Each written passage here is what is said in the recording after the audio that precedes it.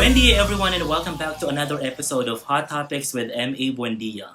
So for this episode, this is going to be quite long dahil napakaraming ang ganap this week on social media. Daming mga nag-trending actually. So grab a snack and just sit down. I'm going to give you the latest trending updates. Alright? So for our first topic actually, napakaraming mga celebrities ang lumipat sa TV5, lumipat sa GMA. Kasi syempre may pandemic so maraming mga nawalan ng projects at nag-shutdown ng ABS-CBN. Okay, so given that, maraming mga nawala ng work. And if you are practical, kailangan mo talagang mabuhay. Hindi pwedeng, unless super billionaire ka talaga na artista, di ba? That you have a lot of business. Pero a lot of business are also affected by the pandemic. So, you really need a job. Okay. So, Billy Crawford is one of the Kapamilya artists who moved to TV5. And it's just practical given na meron siyang newborn. Okay, may baby. So, he cannot really afford not to have a project or not to have a job. And speaking of his project, ito yung very exciting or very intriguing na Masked Singer Pilipinas. Okay, so it's a franchise of a show, international show. I think it's originally from Korea, pero ang napapanood ko kasing version ay yung sa US, which is hosted by Nick Cannon. So for this one, it's gonna be hosted by Billy Crawford, and then the panelists are Aga Mula, Christine Reyes, Mateo Godicelli, and Kim Molina, tama? Okay. So medyo so-so lang yung mga panelists, but for me, it's fine, okay? But I just hope na hindi siya mag-flop kasi alam naman natin ng TV5, marami ng mga trinay na mga international shows or even mga sarili nilang format na shows na no one cared, right? So, given na medyo ang competition ay between TV5 and GMA at this point, okay? And then, you know, sana mas maraming manood, okay? Kasi I care, I'm gonna be watching it. So if you guys are interested as well, it's gonna be premiering on Saturday next week, October 24 at 7 p.m. on TV5. That's it. Now, speaking of TV shows, isa sa mga noontime shows na alam natin ay Showtime, di ba? So, it's Showtime, nag-survive siya sa ilang panahon. You know, napaka-higante ng kalaban niya Itbulaga, pero maraming pinagdaanan ng show, but it's still surviving. At isa sa mga hosts nga nito ay pinalitan, allegedly. Kim Chu replaced Mariel Rodriguez. Pero wala namang confirmation, but given that they have changed the art card or the title card, kung makikita natin ngayon, wala na yung mukha ni Mariel at si Kim Chu na yung nandun. So, I'm not sure if parang final na yun. Pero lately kasi merong tweet not really a tweet, pero may statement si Mariel or comment dun sa isang mga nag-comment dun sa IG niya. Sinabi niya dun, and I quote, sabi niya, ABS-CBN is my home, in my mind, and in my heart. When the time is right, I will be back.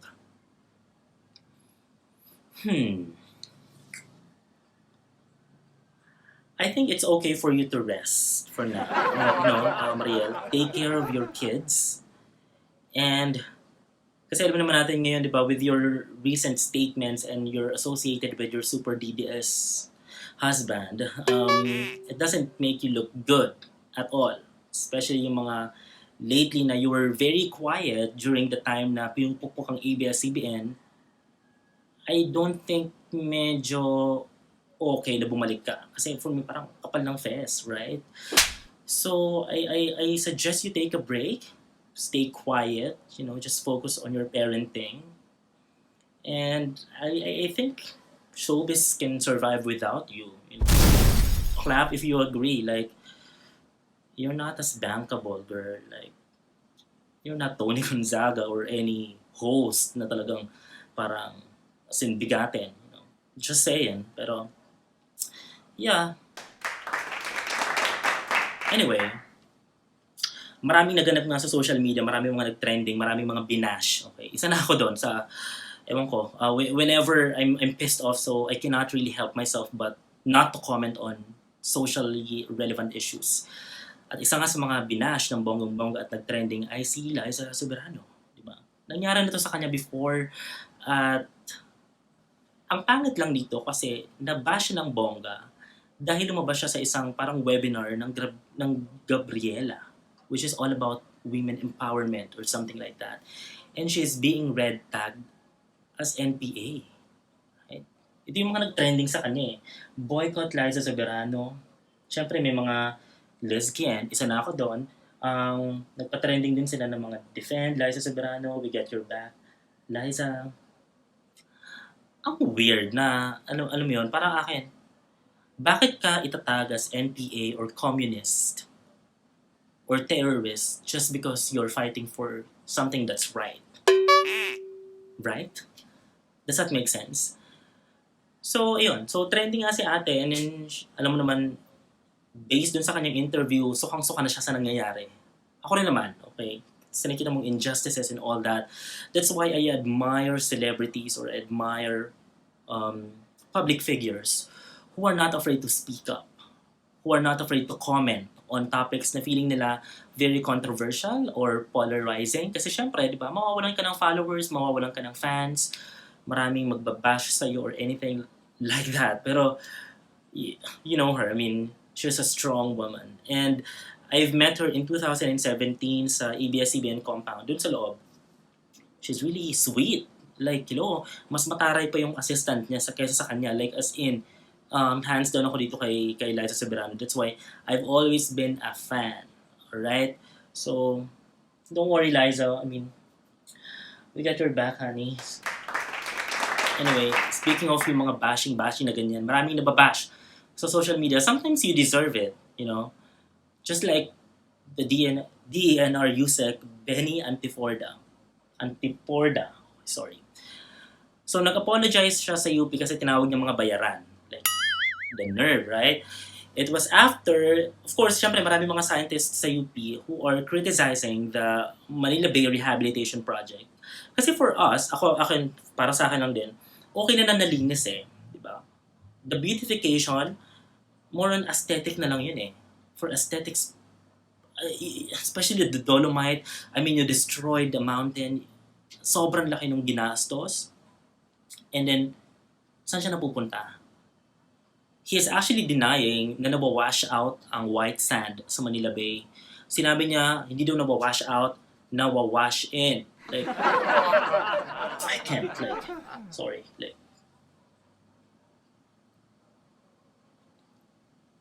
can you believe it? That we are paying for public officials like this? Like, aminin nyo na nagsayang kayo ng pera. That's it. Stop wasting the taxpayers' money by commenting something stupid like this. Okay? We're not paying you to do that. Huwag kayong makisawsaw, huwag kayong, I don't know, but a lot of people agree with him or a lot of people are supporting that stupid project anyway. So, good luck. No? Wala pang bagyo pero nakita natin na kung paano na siya nagde-degrade or it just doesn't really make sense. I'm so pissed. Especially whenever I see my payslip, nakikita ko kung saan napupunta yung tax na hindi na-allocate ng tama given that we have a crisis right now at maraming mga pina-prioritize. Anyway, good luck. I mean, good thing that he apologized, but apology is nothing if, nothing will change. Okay, so for this one, from one stupidity to another stupidity, Karla Estrada is being accused of victim blaming. Dahil ito dun sa guesting niya, actually nag-guest si Cyril Manabat sa Magandang Buhay. Okay? So alam naman natin, di ba, na few weeks ago, Cyril was sexualized or objectified on social media on her Instagram posts. Kasi syempre, I mean, sobrang blessed yung kanyang future. Like with a capital P. So, nag-comment ito si Karla Estrada, which is quite okay in the beginning. Okay? Anyway, we have the video. So, let's watch and then we will discuss. Parang last month ay nag-trending ka. Ano ba ito yung parang maraming tao ang hindi maganda yung mga sinasabi tungkol sa pictures mo? Di po kasi namin in-expect na magba-viral. Kasi po sobrang lang po yun, normal shoot lang po, picture-picture, ganyan. Random Tapos posts. po, na-post lang kami. Opo, nag-post lang. Ano po, ang suot ko po doon is flowy shorts, tapos po top na may sleeves naman po, hindi naman po siya v-neck. Oo. Alam, wala po po akong pinapakitang skin kasi hindi pa po ako ready. Hindi naman po sa bawal or ano. Hindi lang po ako ready pa. Tapos nagulat po ako bakit ganun po yung ano nila, parang may double standard po sila na kapag ibang tao kahit mas bata po sa akin, wala po silang pakialam. Pero kapag po iba yung type ng katawan, parang nakaka-double standard po sila. Wala namang may karapatan magsabi ng hindi maganda. But nandiyan talaga sila, ang daming vultures na nakaabang sa social media. So be very careful din. Kasi syempre, kung ako mommy, ayokong paglaruan yung katawan ng aking mga anak. So I tell them, kung ayaw nyo nang meron silang, kasi kahit naman balot yan eh, basta kung gustong mambastos nung lalaki na yan, diba? So, sabi ko, kung gusto nyo mag-post, just be responsible also dun sa post nyo. Parang wag ka na mag-initiate ng parang, diba yung ganon? But of course, minsan hindi naman yun ang dahilan. So, Okay. Right? Medyo, she had me in the first half. Okay? Medyo okay naman yung message niya. Sinasabi niya doon na parang, ayun nga, there are things that we cannot really control, and how other people see us, or anything like that. So, nagigets ko naman yun. But, towards the end, nakikita mo na yung low-key victim blaming eh. Lalo na yung sinabi niya na, be responsible with what you post. Maybe that will apply to some other people na talagang as in super kabastusan na talaga yung mga pinopost sa social media, as in like super duper just to crave attention. But, given that you have a kid as your guest at yung mga post niya ay hindi naman kabastos-bastos, naka-t-shirt and all that, yun yung mga post ni Cyril eh. And nasasabi mo na be responsible. So, it's just very disappointing. Okay? Coming from you, Karla Estrada, who posted these. Right?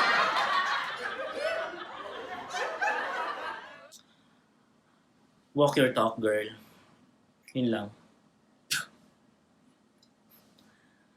Anyway, so, another stupidity. So, ang dami naganap talaga sa online world na parang, ha? Talaga ba? So, ito nga, ang MMDA Assistant Secretary or whatever, Celine Pialago, trending siya yesterday or this weekend because of her statement na very insensitive, very tactless. So, hindi na pigilan ni Enchong Dee na mag-comment. Okay? And you know naman, Enchong Dee, sobra siyang outspoken. Okay? Whenever meron siyang opinion on certain topics or certain matter, especially if it's like political. And it was not the first time na sinagot siya ni Enchong Dee. So according to Enchong Dee, yung statement niya, kasi ang sinabi ni Celine ay, let me just quote her, okay? Masyado niyong ginagawang drama serye sa hapon ang paghihinagpis niya. She's referring to Reyna Nasino. You know, the mother na who lost her kid, and then she's actually accused of, you know, possession of firearms and explosives or anything like that. So, not convicted. Okay, magkaiba yun. So, hindi napigilan ni Enchong Dee na mag-comment. According to Enchong Dee, quote, "This person is heartless and unintelligent." I love it. So, sabi niya, ilagay mo ang sarili mo sa kalagayan ng isang ina at mangyari to sa'yo. Bilang tao, okay lang ba talaga sa'yo? Because, you know, what happened was, so ito na nga, namatay yung baby, di ba, nagkaroon ng complications. So, of course, Reyna and her team, they applied for, you know, furlough. You know, para lang mabisita, at least they can spend time, she can spend time with her dying kid. And eventually nga, syempre hindi pinayagan and all, namatay. So, pinayagan naman sa libing, pero, alam mo yun, it's an overkill. Kung makikita nyo sa news, kung makikita mo sa mga footages, napakaraming police at naka-handcuff. Ganun ba siya kadelikado? Like, hello, unang-una, detained na siya eh, di ba? And she's not yet convicted.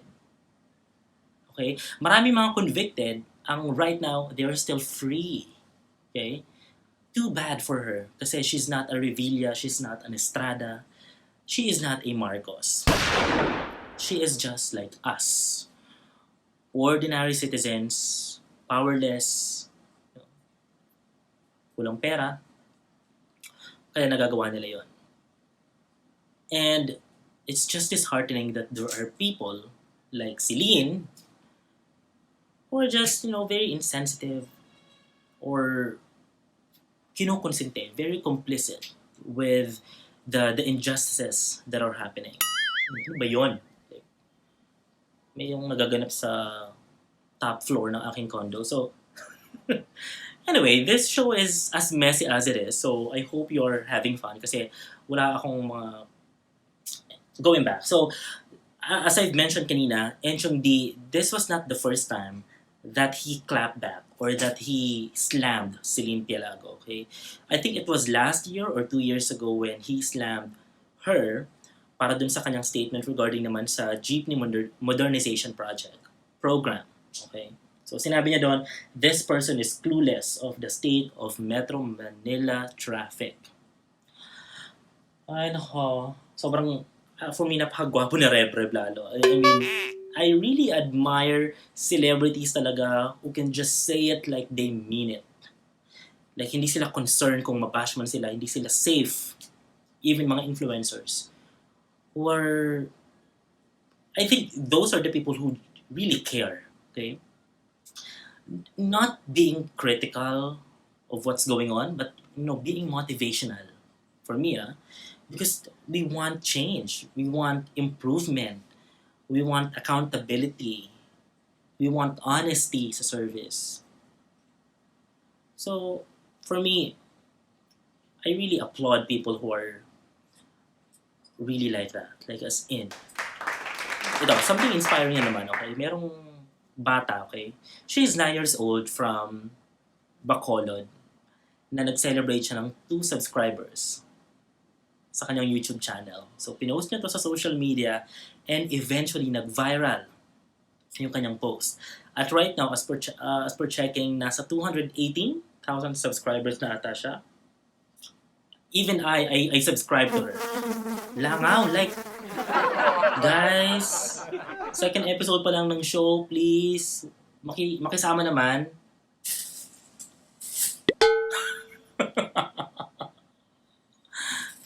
I don't know. Anyway, so ito yung post ni Mary Grace Escobar. So yan, sinabi niya dyan na parang yan, happy to subscribers. So yan, syempre maraming mga taong na-touch. Even ako, kasi ako, I remember when I was like starting on YouTube and on Facebook, ang hirap-hirap makakuha ng followers, ng subscribers, kasi hindi naman tayo celebrity, wala tayong connections. We don't have like, that team or management na mag-handle. So, ayun, napakasimple lang ng kanyang post. May kita mo dyan na meron siyang chicken fillet and all, may coke, and then meron siyang parang cupcake or fudgy bar with 2 subscribers. And, isa nga ako dun sa mga na-touch, nag-subscribe din ako kasi I can relate to her na parang yun nga, celebrate the small wins. Yun ang basically yung message nung kaya ito nag-viral kasi maraming taong na-inspired, okay? And then, nakakatawa kasi, hindi ko na lang ipopost, merong bata na gumaya, so nag-celebrate din siya kunyari ng 10 subscribers, and then may cake or something like that. Siyempre na-bash yung bata. Anyway, hindi naman yung bata yung binash. Ang binash nila yung parent. Probably it's the mom or someone there in the house na nakakuha ng idea na baka gusto rin nilang pasikatan yung anak nila. It failed, Sayang at nakakatawa kasi parang naawa ako sa bata kasi syempre na-bash siya, di ba? Hindi niya naman alam yun na masyadong competitive yung parent na nanggaya ng idea ng iba. And you know what? With posts being viral, sometimes it's very accidental. As long as hindi mo siya sinasadya, yun yung mga nagva-viral talaga, yung mga unintentional. Kasi people are smart when it comes to that, na parang nakita nila na parang, gusto mo lang sumikat or kaya mo ginagawa yan kasi you just want followers or something. Okay? Pero, congrats, Mary Grace, kasi meron ka ng silver play button. So, I think right now, hopefully, di ba, isupport siya ng kanyang parents or kung sino man yung mga kasama niya sa kanyang mga content. Kasi nakita ko yung isa sa mga videos niya, she is a natural talaga. I mean, very charming and I think may future siya sa pagva-vlog.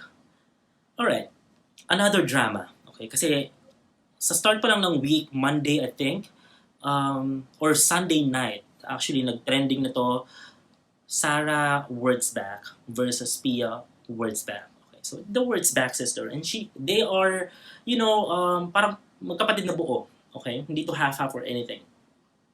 So, okay. So ito yung chismis. Ang daming kasing Instagram story nito ni Sarah. Okay? I mean, she's ranting. Okay, kung kumikita mo yung mga posts, actually, so ito. This is Sarah, this is Pia. So, may kita natin, di ba? Big difference. Pero pareha silang pretty, right? Pareha silang attractive, in a different way, I mean. So, ito na nga. Isa sa mga Instagram story ni Sarah Wurtzbach. Sabi niya, ang baho ng ugali mo. Referring to Pia. So, wala, pero mandadami na ibang tao, yari, magsama kayo ni Mama. So, galit na galit siya sa kanyang mom. Kasi, according to her, she was abused when she was a kid, Sarah. And narcissistic, si Cheryl, yung kanilang mom. What? Imagine. minsan talaga hindi mo makita no? Hindi mo malalaman na parang they almost have everything. I mean, they are rich, they have the name, they have the money, pero may mga ganun silang issue sa family, and then kailangan pang ilabas in public. I don't get it, di ba? So ito, kasama yan, I mean, marami pa siyang mga stories dyan actually na talaga namang maanghang yung mga kanyang mga binatawang mga salita. So, like, stop washing your dirty laundry in public. That's just for me, okay? Kasi, pamilya kayo eh. Parang kayong, ano ba to? Parang, are you trying to become Kardashians? Or Barreto? It doesn't make sense. And during that time na parang she's ranting or anything like that, Pia kept quiet, which is for me the best thing to do. Okay? If ever you're in that situation. Kasi, you're a Miss Universe. You don't need to clap back or anything, especially if it's your sister. So yeah, in the middle of that ranting and all that, Pia went to UK for a project or something like that. And ngayon, I think it was 3 years ago na parang may update doon na, kasi bumawi din naman to si Sarah. Sinabi niya na parang don't bash Pia kasi whatever you're saying. Kasi syempre marami rin siya nakuwang sympathy from people na parang maybe they were able to relate to her na parang, kasi di ba in a family sometimes, meron talaga mga favorite kids. Okay, may mga favorite sister, may favorite brother, may favorite son, daughter. So maybe I cannot really say kasi kwentong or problemang pamilya nila yan. Pero isa yun sa mga tinitinang angulo. Like probably may insecurity or inggit, but maybe something deeper than that. And she actually said lately na parang things are okay na between, sabi niya, 4 days ago pala, after 4 days, she tweeted or she posted something like, me and Pia have fixed things privately. So I guess they're okay. So, para saan yun? Like, was that like a stunt? Para lang ba sumikat? Hindi ko rin mag-gets kung ano yung mga gusto nilang gawin itong mga artista na to. Kasi,